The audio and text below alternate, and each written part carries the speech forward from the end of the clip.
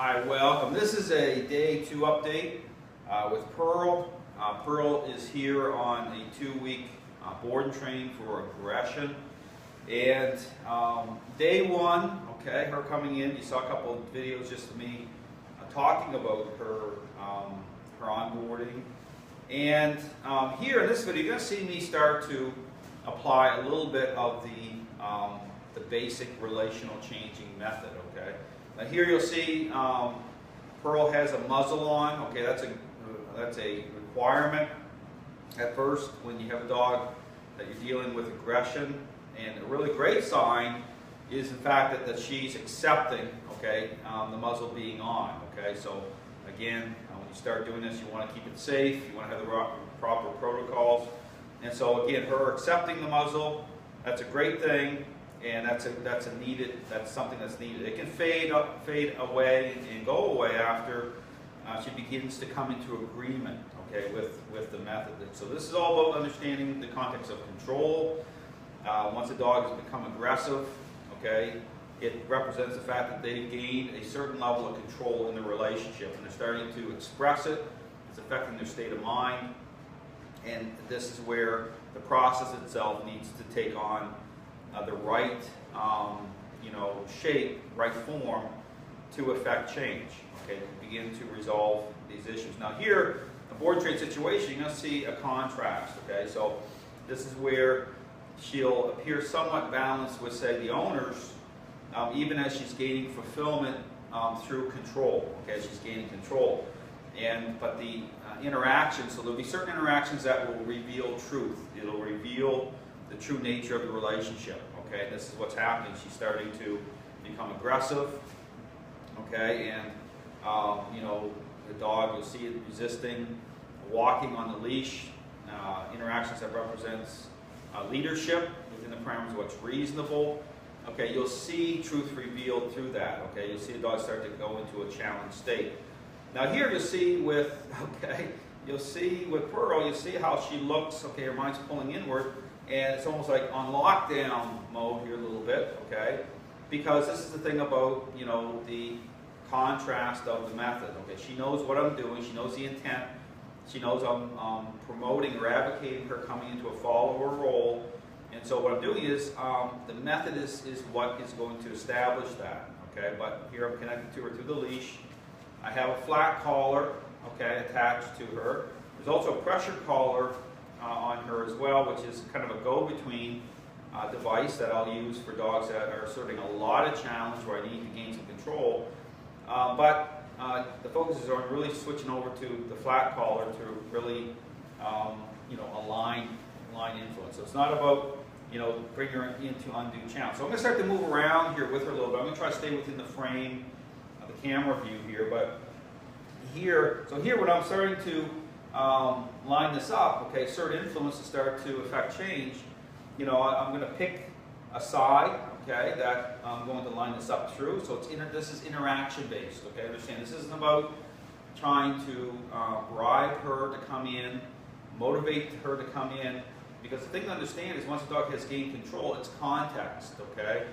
So the context, the relational context, is that just like again I use the example of you're dealing with a selfish child, and the parents attempting to establish parental influence, and you just looking at just incentivizing the child to move around, you can have a picture of change, but no change happening, okay? The child's motives aren't changing. So here, this is context. So here, influence is a necessary ingredient, okay? But again, it's in with the parameters of what's reasonable. Now here's the thing, based on the level of control that Pearl already has in the relationship, I may get a very unreasonable reaction, which is what's happening, day 1 and day 2. But you have to ask yourself the question: is what I'm doing reasonable? Okay, it's just her reactions based on the level of control she has. So, but here at the same time, I don't want to get bitten, right? So I could be doing interactions that are very, very reasonable, okay, and having an unreasonable reaction, but that still may mean I'll get bitten. So that's why the muzzle, okay, is needed, okay, and still, being very intentional with not triggering aggression, okay. So the goal here isn't to, to have undue challenge happen, okay. I want her to come into agreement, okay. That's the goal here. So here I'm going to start to put a little bit more influence onto her because I want to kind of bring her into better alignment with me. So what I'll do is through the leash and the flat collar, now I'm going to start to assert a little bit of influence. She knows the intent. So that when I put more influence onto her, she knows the intent that I want her to come up beside me. I'm not going to move to her. I want her to come to me. Okay, I'm just going to move the leash here a little bit. Now here the goal is to buckle her mind here a little bit. Again, just using the flat collar, putting influence on. You see her, go into kind of lockdown mode and resist this a little bit. And I'm going to move her forward. As I move her forward, I'm going to touch on her a little bit. I'm going to push and pull a little bit on her. And then I'm going to nudge just a little bit. So this is like nudging, okay? And again, when I do this, when I'm looking at the level, her mind is pulling in. When I look at the level of challenge happening, okay, I'm going to, it's a little bit more recovery time. So I'm going to stop here, just relax. Okay, you can see she's very much, she doesn't want to come into agreement with this, okay? And you'll see even here with how she's pulling away, okay? You'll see how she's pulling away, and I'm still, asserting some influence because I want her to come into agreement. I want this to line up here. But here, I'm just gonna, and then I'll release, there's release points here. So when I get her coming into agreement, okay, there's going to be slack through the leash, okay? I start to diminish the level of influence because again, it's understanding, I call these set points, but when she comes into full agreement with the interaction, okay, and this is lined up, then, influence stops. But again, when you first do this, you're going to have more influence happening because there's going to be more challenge happening at certain levels. So it's just like having it really is about having a conversation back and forth here. The same thing, I'm going to move forward again with her. And I'm going to assert again. So the goal here, you see some shakiness here with her. See she's pulling back, she's doing this, she's pulling back. See, if I move here, see how much she's flinching and triggered here a little bit. Same thing, I'm going to move her forward. And then I'm going to put her into a sit, do a little push-pull, and nudge. So she's not liking this a whole lot. That's totally normal. I'm going to tighten up the muzzle just a little bit here.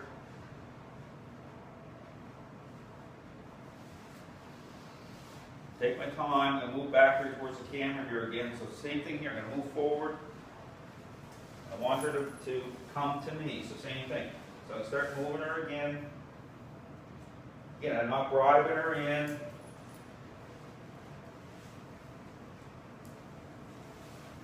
I'm going downwards with the collar a little bit here so it doesn't slip out. I don't want her getting her.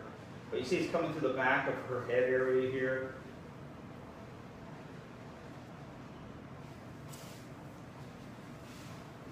So here what I do here is I'm going to lock in here just for a minute.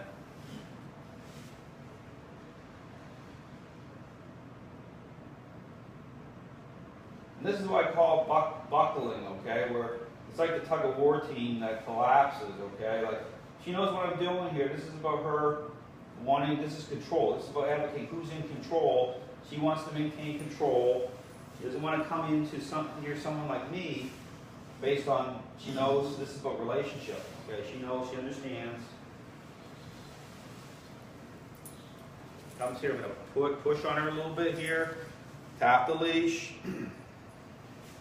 The goal here, you can see a high level of challenge happening. Okay, there's a high level of challenge here in terms of just her locking down. She's not trying to bite me. She's not flashing over, okay, and being aggressive. And her thing is to try to use her body weight and try to stop it, just her mind's pulling in. She's just saying, okay, I know what Dale's doing here. I do not want to come in near him. So I'm going to do this just a couple more times so you get the idea. But here's the thing, as she comes into agreement, you start to, so here, even with the leash, you don't want to jerk it too much. So here we go. That's a lot better. Push, pull. Move forward again.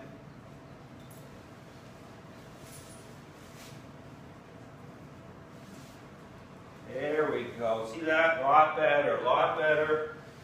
Starting to accept me being in control, accept influence, that's what you want. Again, just a little recovery time. Stop again. Move forward again here in a second. Smooth, fluid technique. Because here's the thing, if you jerk the leash too much, you know, if I snap that leash and jerk that leash at times, you know, that's going to trigger aggression, okay? This is about just being very leveled out. See that now? See how she just, okay, now she's coming to a nice agreement here, just forward. Initially, see how much resistance there was. Same thing, I'm just going to move her forward here. There we go, that's great. A little push-pull. This is about it making sense to her, okay?